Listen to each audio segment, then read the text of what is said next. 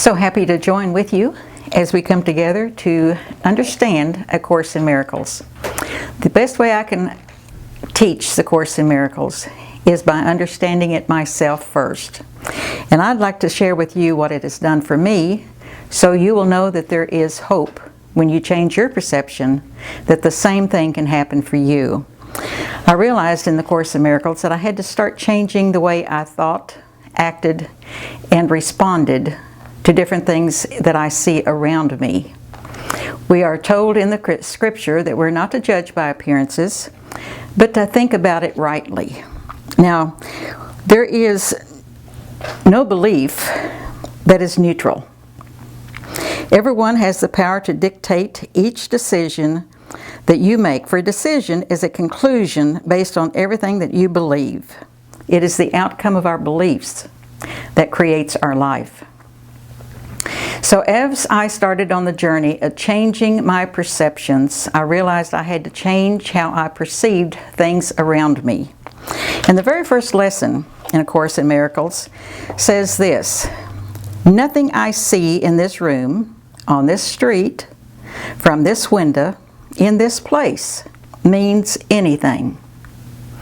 You know, when you look at things like you look out the window and you see your car and you say, well, that car does mean something to me. But someone standing next to you can see the same car and it wouldn't mean a thing to them.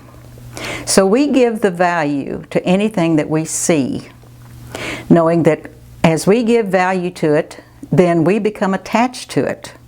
So what we're trying to do is detach from the things that we see. So when you look out the room, even the table, you know that that's a table and it serves me. Someone else may use it as a stepping stool. So we have different values that we put on different things. The idea is to look around at everything and make no judgments on how one thing is more important than the other.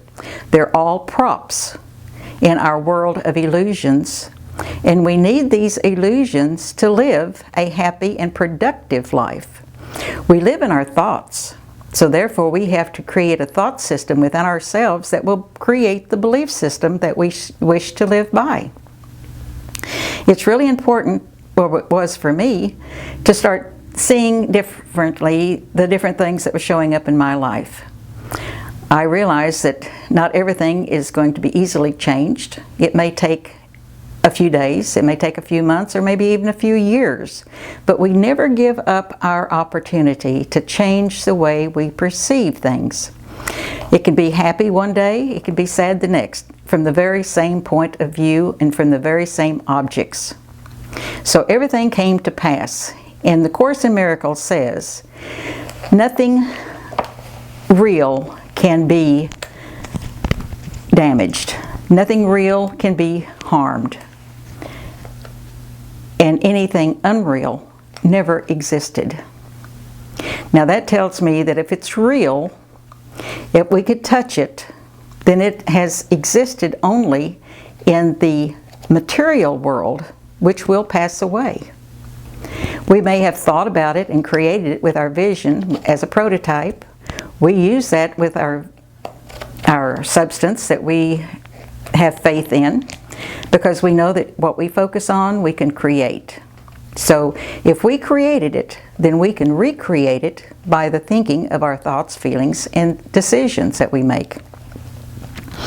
It is the outcome of our belief and follows it as surely as does suffering follow guilt and freedom follows sinlessness.